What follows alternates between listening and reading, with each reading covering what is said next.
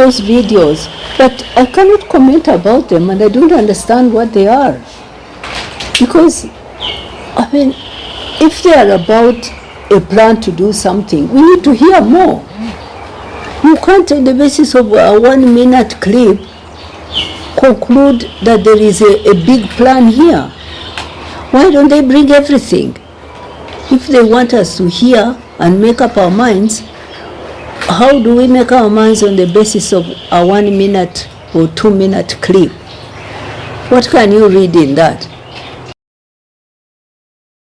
Government can't be in. You need a who was trying to do what? Uganda. And that's why I called you, to really to help the country understand that we are being abused actually. If you have a case like we see in the church, that he had meetings, I don't know, in this city and that city and that city, that's a plan. Now put that plan down on the table and we see. He was in this meeting with X and they plotted like this, then they went and met again here and they plotted like this. We're waiting for that. When it comes in court, hey, who alleged go to court and lose the case, but you have made him dirty here. That's the whole point. Mundas himself said it. He said, we know that that case might not stand in court, but we are determined to convict him in the court of public opinion. Yeah?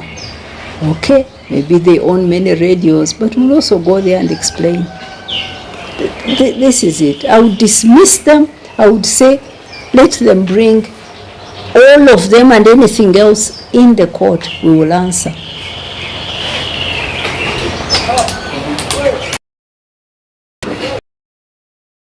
Once again,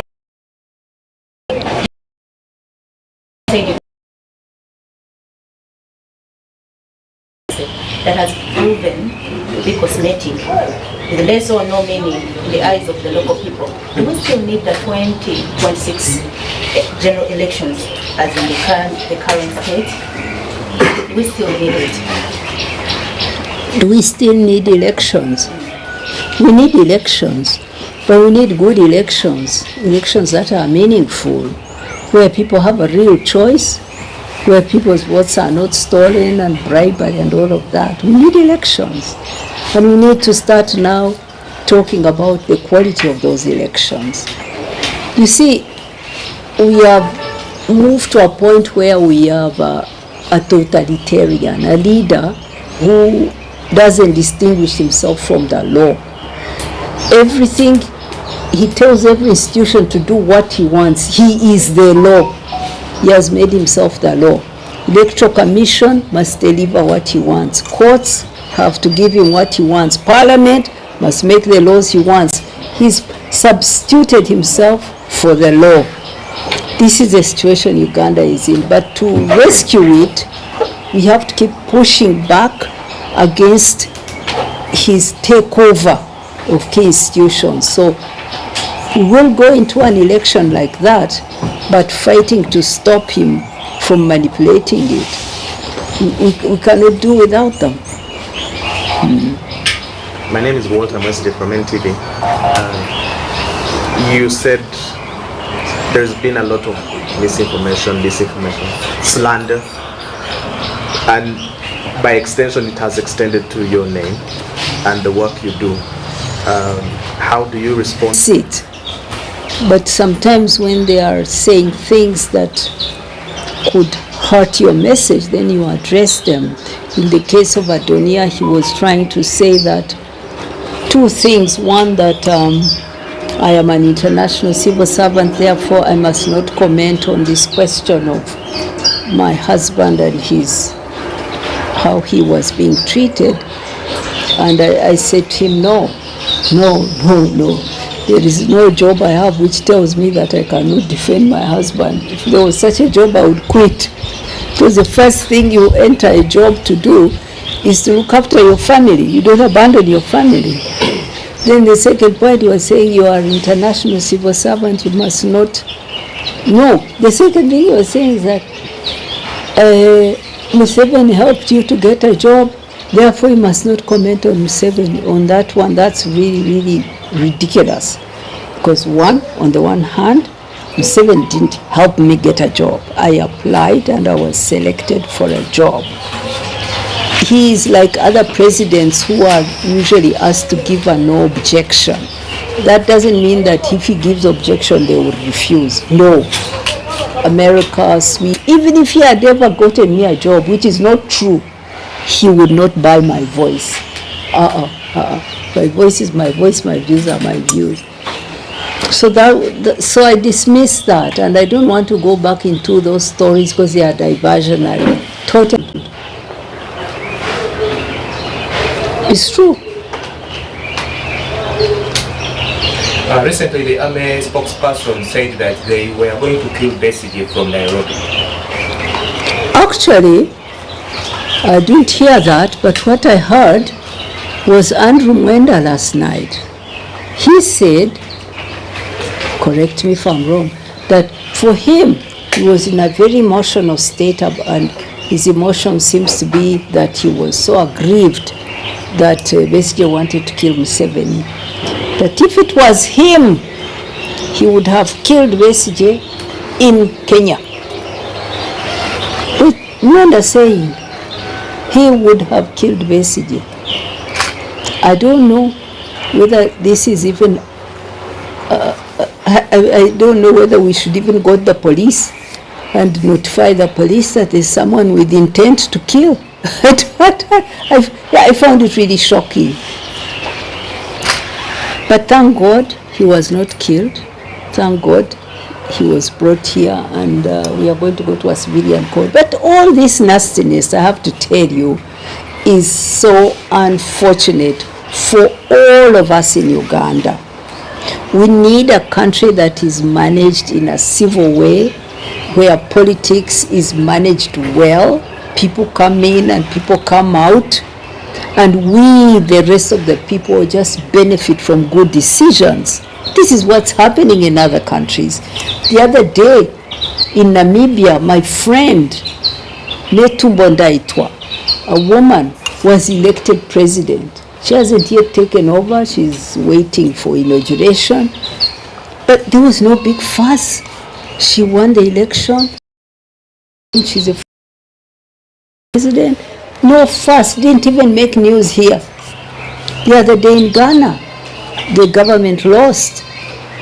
The opposition leader won. It wasn't big news because it all goes smoothly, properly, according to the law.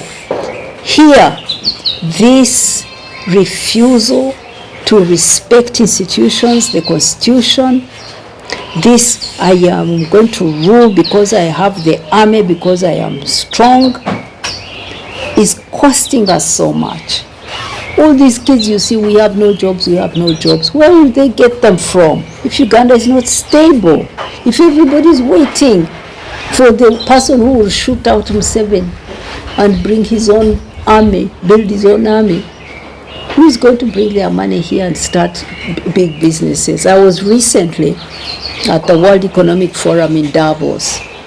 I was in a room with presidents, prime ministers, ministers of finance, not here where we are all waiting for another war or some coup.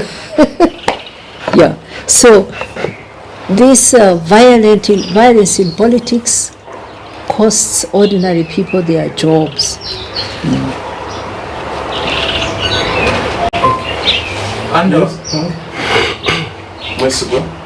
Thank you. I'm Samuel Mosigo with Baba TV. Soon in that line. Kiiza Besigye left here on a Saturday because on Sunday there was going to be a book launch by Martha Karua. There was going to be a book launch by Martha Karua, his friend, launching her autobiography on Sunday morning. He arrived in Kenya on it clear because they kept saying, but if he was going for the launch, why was he now meeting somebody? When you go to a town, you go there to do only one thing. This is a bit stupid. When you when you go to a place, you do your maybe 3 meetings, you do some shopping, you visit a relative, you don't just do one thing and fly back.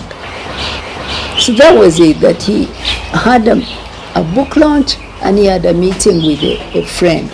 That's it. And he got picked up. So your first question was to be afraid of the life of Besigye according to some statements. The life of Dr. Besigye hasn't been normal. When that day back from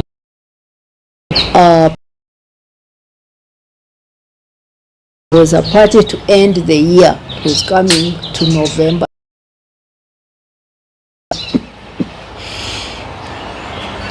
Parliament held a party to close, before they closed Sendai. We came home. It was midnight. When I got into bed, he was sitting in the bed and he said, "I have something to say to you." So I also sat. And he said, "I am going to run against Museveni." I remember telling him that, "Besigye, do you realize that this is going to change our lives forever?" He said, "Yes." I said, "Do you realize this is like a one-way ticket?"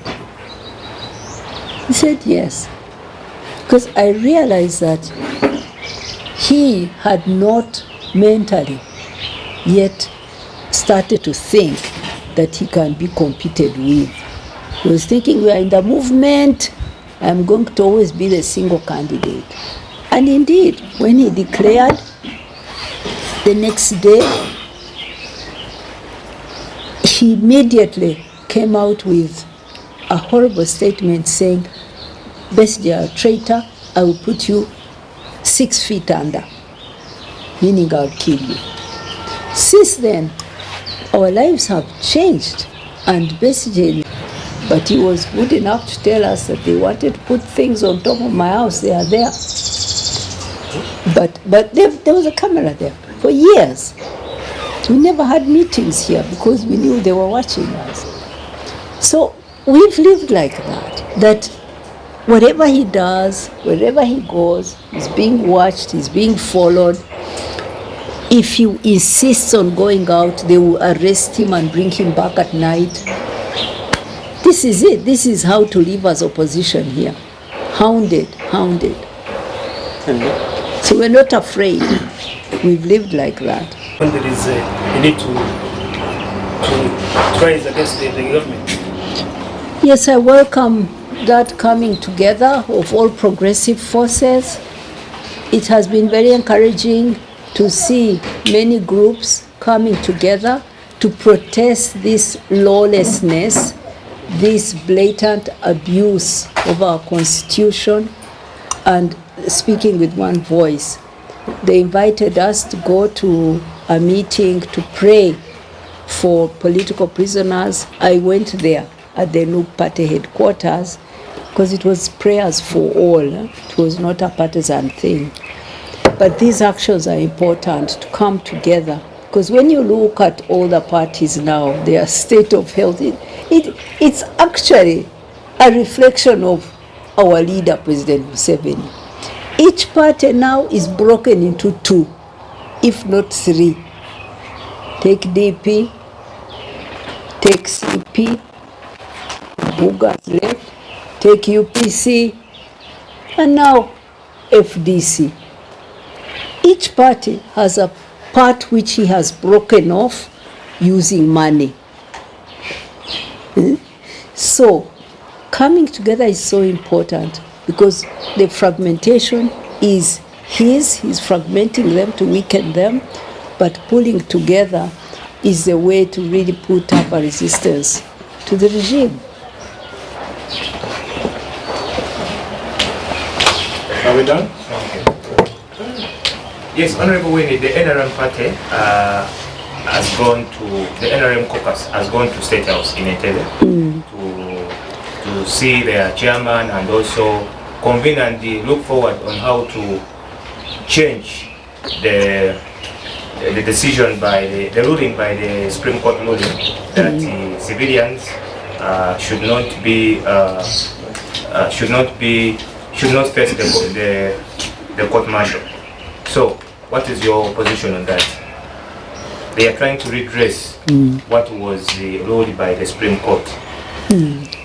There is a law that says Parliament must not make any law. That's why when they arrive, they are trying to find ways to make a lot of money. That's why when they arrive, they are trying to find ways to make a lot of money to go to buy voters,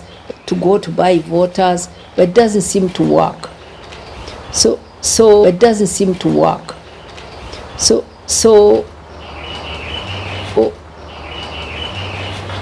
the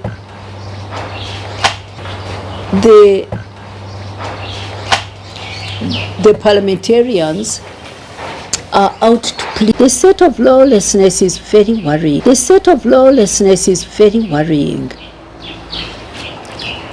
We are becoming more and more a criminal state. Our country can easily slide to become like some. Do you see Haiti? Haiti is a criminal. Haiti is a criminal state. I was there recently, and gangs control like 80% of the capital, Port-au-Prince, and they charge taxes. They control parts of the country. These are gangs. Gangs selling drugs, guys. A lot of young people tend to now fall behind religion and fight really for justice using the religious platform. This is what you got when in Nigeria Boko Haram came up. Boko Haram came up in northeast Nigeria.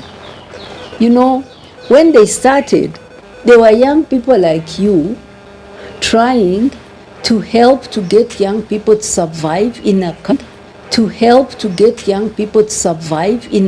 where they were totally neglected. The elites would all be born in the rest of the country. You can imagine elites from Acholi or Giswa and said, if anybody makes another noise, we will border, and are setting up little resistance groups against the government that doesn't care about them.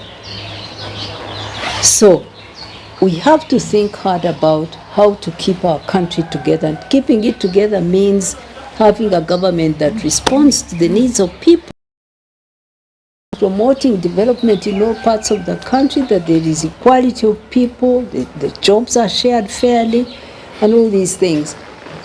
I worry that Uganda will go into an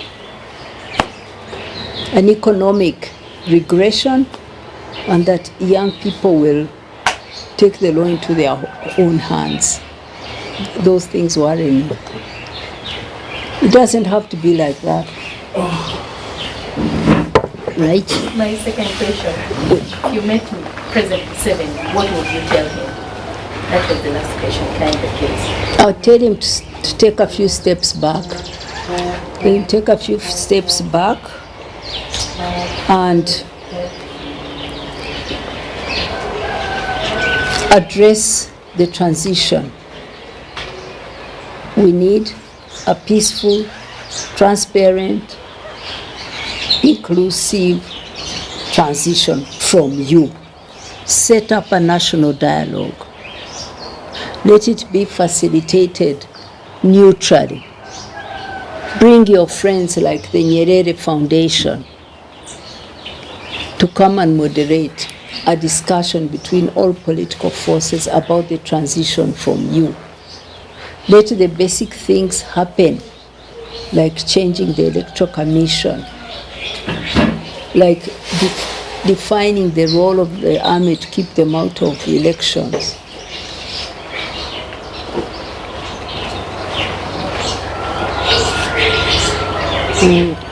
Those are some of the things I would say to him. And I would say to him,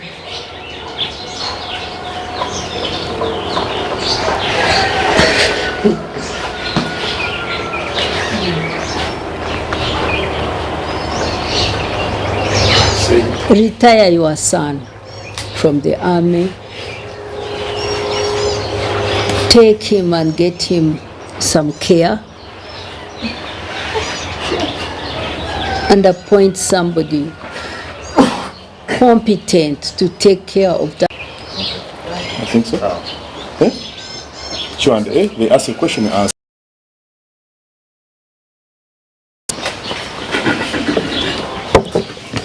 Bitono.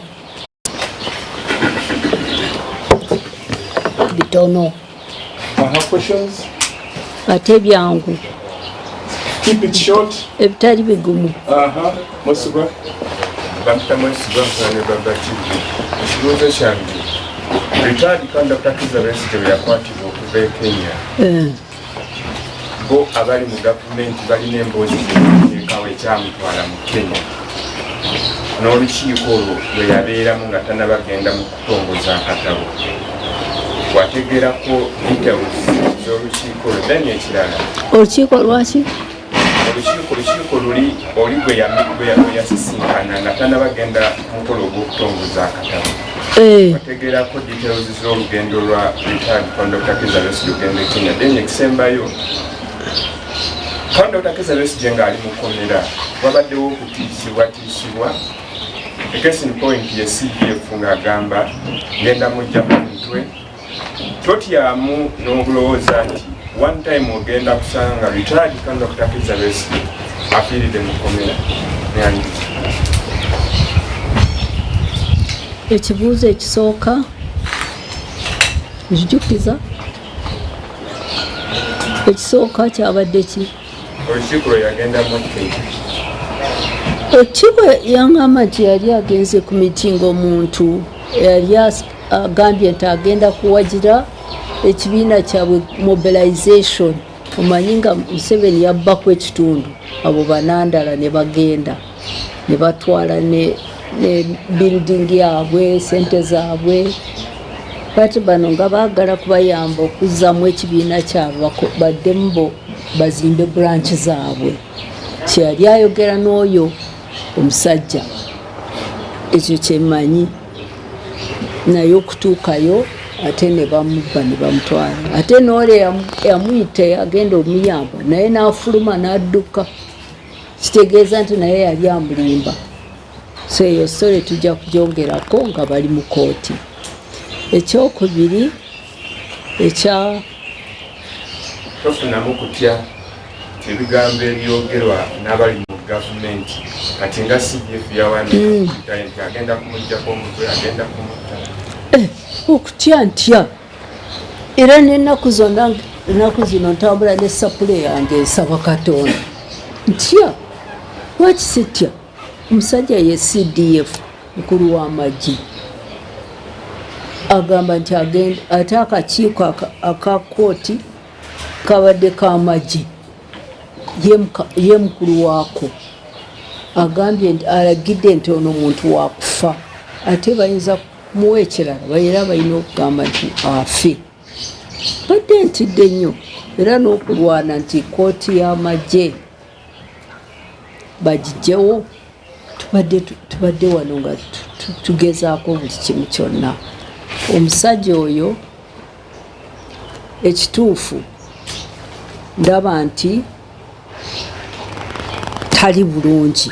Omuntu ali bulungi mutwe tayogera bw'atyo. Oleka kooti n'emala omulimu gwayo n'esalawo ate tosalawo ng'omuntu tanawoozebwa. Kyo kyokusooka. Tali bulungi, mulwadde mu mutwe. ekyokubiri kyendaba kiri bwe kiti nti bw'aba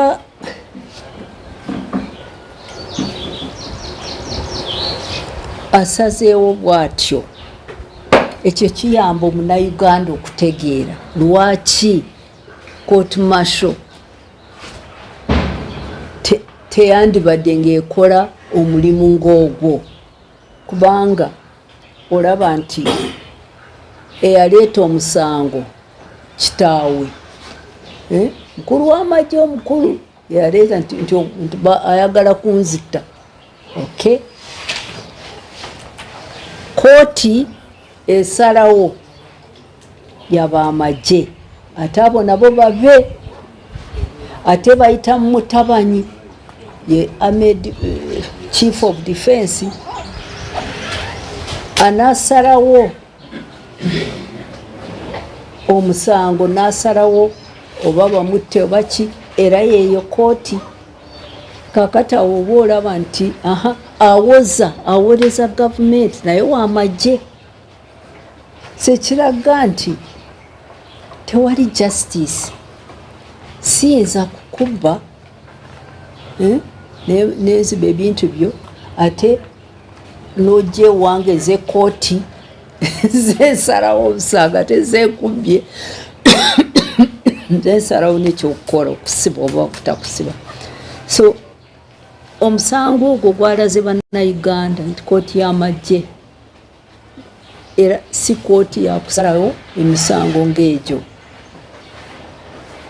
ndowooza abantu bakirabye bulungi kyatuyambye okunyonyola abantu nti eno kooti teyandibadde kooti yaki yakusala misango gy'abantu fe aba opposition owakana ne Museveni ate akutwala mu kooti ye tiyakusalira omusango gw'okumuwakanya eyo kooti y'amazima si y'amazima so kituyambye mu ngeri eyo amanya gange nze Waisi Moses akola ne radio Busunga wano kibuuzo kyange kiri bwe kiti twalabye jjo abaka ba parliament nga bagenda mu kokasi ya NRM era ekintu ekyabadde ku mwanjo nnyo okukyusa oba okutereeza constitution act y'amagye ti kooti y'amagye mubeeremu abantu either abalamula kooti eyo nga bamanyi ku mateeka kino nga gwe omukulembeze okusinza ku mbeera kubanga bannayuganda okusinza kooti enkulu gwe yasalawo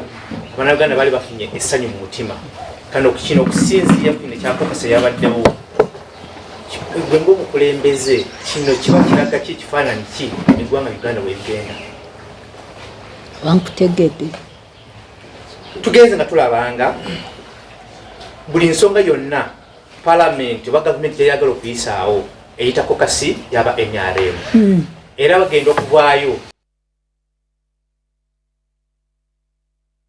kola era ku nkomeero etteeka erituukanga erikola ki neriyita tugenze okulaba nga etteeka ekooti y'amagye kooti enkulu yavaayo nekuba mu tooki nga kooti eyo eri mu bumenyi bw'amateeka wali ebintu ebibulamu naye kokasi eyatudde jjo omutwe omukulu ennyo gwabadde okutereeza kooti y'amagye mubeere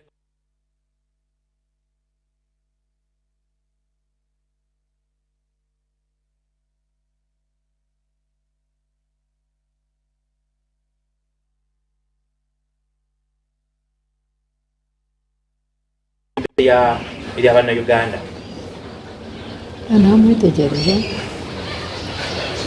simanyi oba nkutegedde kibuuzo kyo kiwanvu omanyi kyobaokola ndabye toni olusoga gyatutegedde now right honorable kooti yange eri bweti kooti enkulu yavaayo nekirambula bulungi kyuse mu luzungu kooti enkulu yavaayo nekirambula ati kooti eno teyisabozi kuwozesa abantu nga siki nga sibanamagye ku nkomeero abannayuganda babadde bafunye essanyu mu mutima yesterday twagenze okulaba kokasi ya enyambe yatudde nga baagala okukomyawo kooti maacho ekomewo era ekola omulimu gwakyo ya omukulaba okuku ekyogerako otya obubaka kibwo abaka ba palamenti kubanga tusaze butukiraba kinga 8% etteka lino linga igenda kola ki nakubuulidde nti abo ba MPs kakati balinga 5 akalula akagwawo wakomawo 2 byokka 2 abangi tebakomawo ku lw'ensonga eyo bwe bajja mu palamenti President Museveni abakozesa agenda ye ey'okutwala obufuzi bwonna abantu babagoba era ne kati bwe bagenda mu palamenti ne babasaba ne bakyusa constitution n'amateeka nti bazzeewo court martial okusala emisango y'abacivilian tebajja kukomawo abantu bajja bagoba bayige kubanga Museveni kakati yetunulamu nti yeteeka kyayagala kyonna kifuuka teeka n'akikola etteeka bwe bateririiwo aliteekawo yeerabamu ng'etteeka naye ba palamenti bwe bamukkiriza n'abakozesa tebajja kukomawo bakimanye. Yes.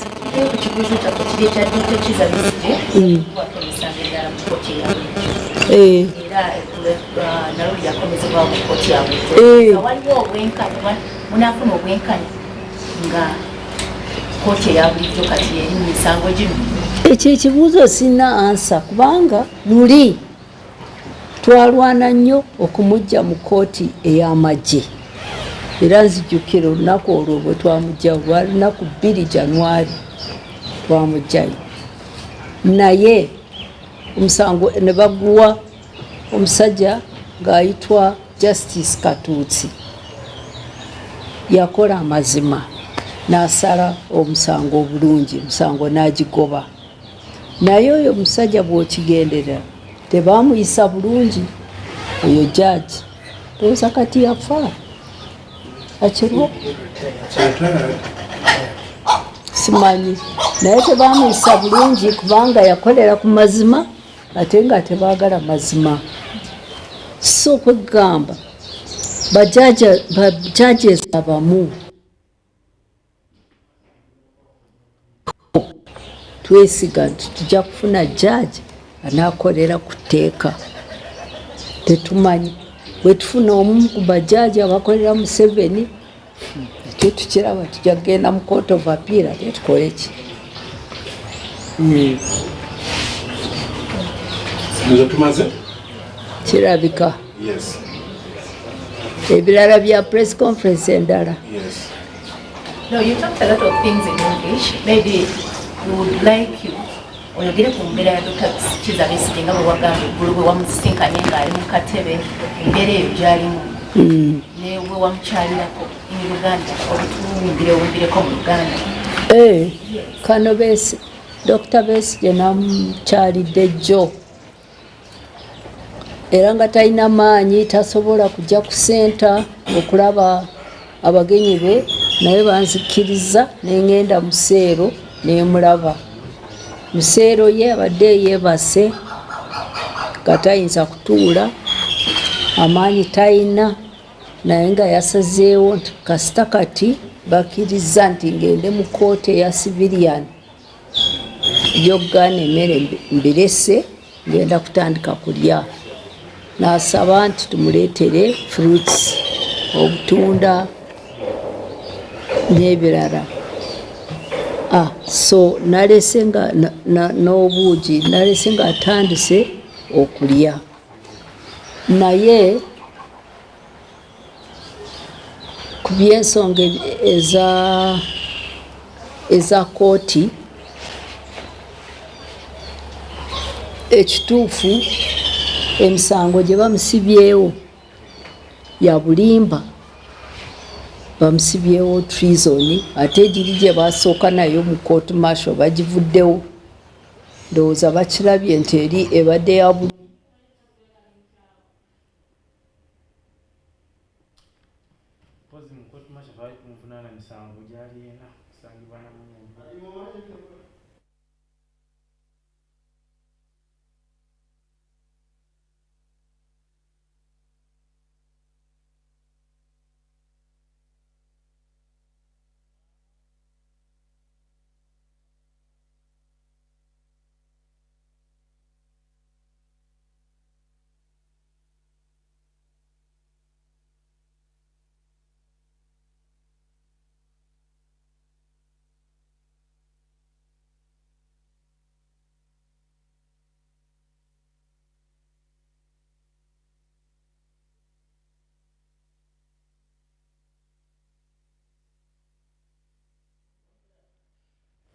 jengo wano wali Israel jengo wano wali Israel tugenda kubanga twogera ku nsonga jengo soko obuze ku Live Baba TV tuyiteitemu kwogera kwa mukyala wini byanyima tulabe ensonga nga bwe zitambudde saidi zeeyo muganda waffe Mwesigwa gyabadde Live Baba TV abalungi ebigambo mubiwulidde teruwomisa nakabululu Uganda bwagamba ngenjogera ennaku zino kwegamba nga ffenna tetunasalira mwami Dr. Kiiza Besigye musango kirungi omusango gwe gwajjiddwa mu kkooti y'amagye tekimanyigwa kano retired Kiiza Besigye gyonna gya bulimba gavumenti eno yamuseetinze bali mu kumufuleeninga okujjukizaako nno katono gwe omulabe wa Baba TV mu mwaka gwa 2025 simanyi wa mwami kadima waliridde 2025 ng'ennaku z'omwezi 15 omwezi ogwokuna Dr. Kiiza Besigye ono nga yakava mu buwaŋŋanguse mu ggwanga lya South Africa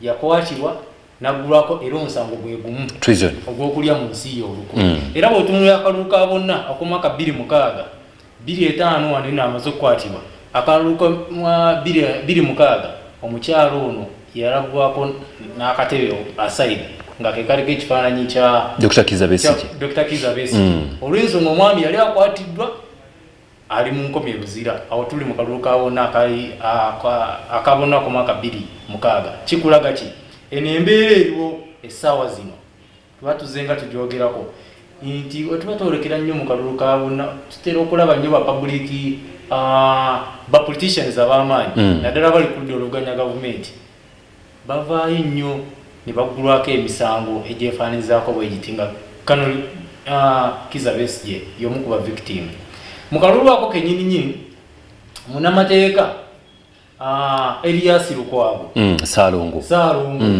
era ne guno yagutuddemu yavaayo n'agamba mulaba tutya bwe tufunayo candidate omulala ne tuli kulesinga Kiiza Besigye ayasibiddwa omukyala kati aliko nga IGG kalisoliso wa gavumenti Honorable Betty Kamya tuli omwe oli kuna misango kamya n'akalambira n'agamba olwono tannasala ddiiro n'akalambira n'agamba nedda oba Besigye ali luzira oba tali luzira ffe candidate gwe twagala jjukira era yali yavuganyaako nzijukira FDC ebiseera ebyo yali amaanyi nnyo Katonga awo erina abaana ab'amaanyi ennyo erina ba Honorable Nathan Nandala Mafaabi abo nga bavubuka kwegamba nga bali mu mbavu yali mpitirivu nnyo naye ne bagamba nti kano Kiiza Besigye kwe tugenda okubanga tuwa kulembeze omundu gwe yasooka okuvuganya ne Mwami Museveni yakwata kifo kyakubiri kitaga nti yali musajja w'amaanyi so emisango w'ekiti ejja kulya mu nsi y'olukwe si gwe gusoose bazzi bagimuvunaana zenga just nkuziza emabega okulaga Ezra Jengo gimuggulwako tukayite kagenderere nti President Museveni abamuvuganya bonna bavunaana emisango egy'okulya mu nsi yabo akwani bwana Kyagulanyi ono Honorable President wa Nuupu twamulabako nga Uganda ekyokuttibwa tukirulinge out Uganda ekyokuttibwa tukirulinge out sobola kubaawo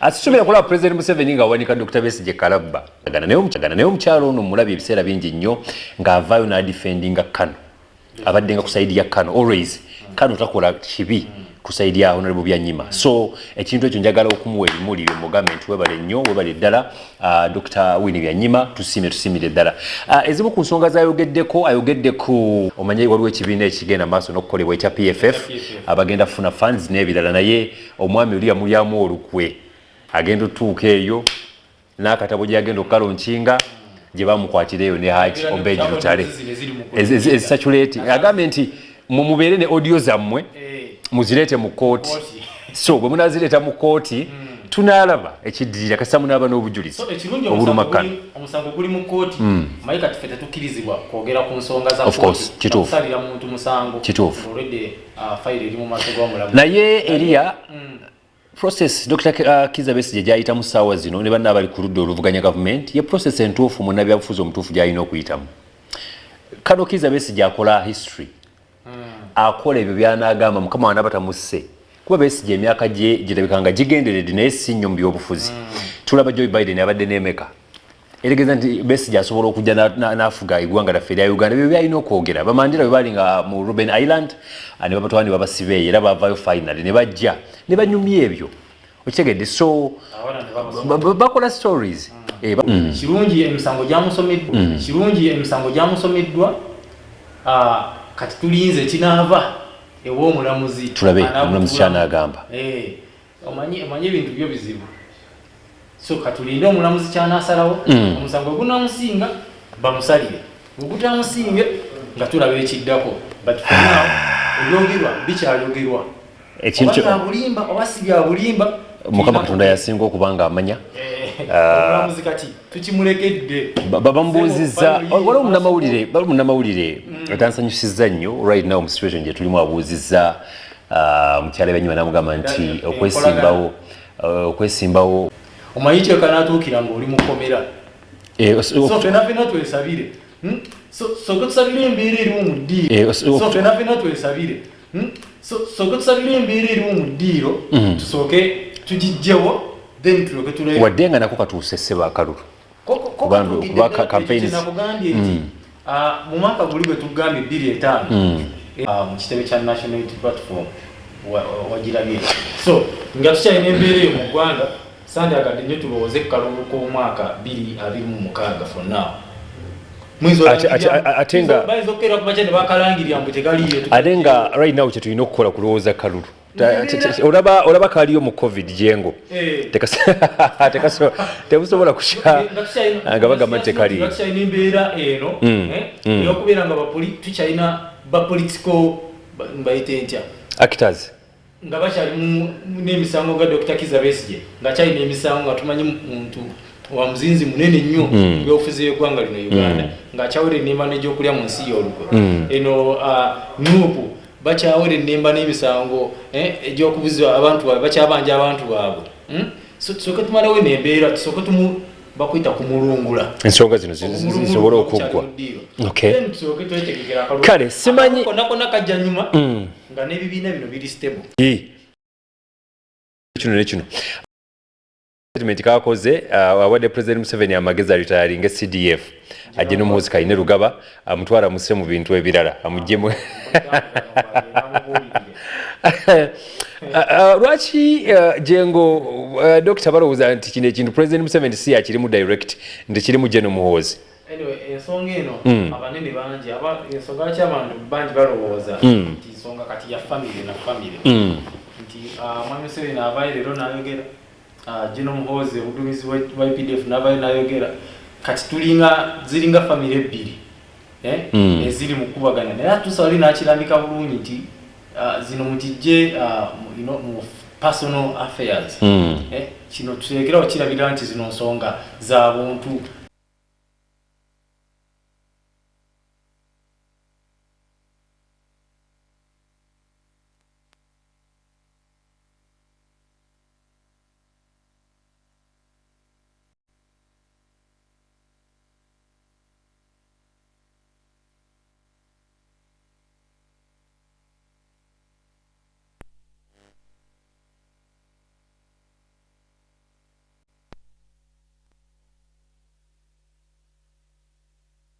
tulize era nze kubesunza okuwulira omusango guno nga gutambula nze nga gufolowinga mpolampola okubeera ddala mu kooti y'amagye paka olunaku lw'ejjo yasomeddwa omusango gw'okulya mu nsi y'olukwe giri olwo gyamugiddwako tegyamugiddwako so that's the question twagala tukusiibule tubeere nga tulina ne programs zaffe endala mwesigwa ndowooza tulemedde okuba nga tumufuna tujja banga tumufuna olunaku olulala njagala okwebaza okubanga obaddeko ojengeri awaatu wasobola okubanga asunsula ensonga zonna ku Baba TV nga bwe bitambula tujja banga twongera okubanga tubikutegeeza tujja banga twongera okubanga tubikuwa ate obeere ng'obimanya mukwano gwange tambula n'okumanya ng'olaba Baba TV obusoga bulayire njagala okukuza mbaraffe mu control room Moses we balinyo balidala banafe abadde mu field nengedde muganda wange mwesigwa abaddeyo ani abadde ku kamera Medi abadde ku kamera ng'agezaako okubanga akuwasiganya ensonga batukuumire Mukama Katonda atakuumira mpeera musibe bulungi mweraba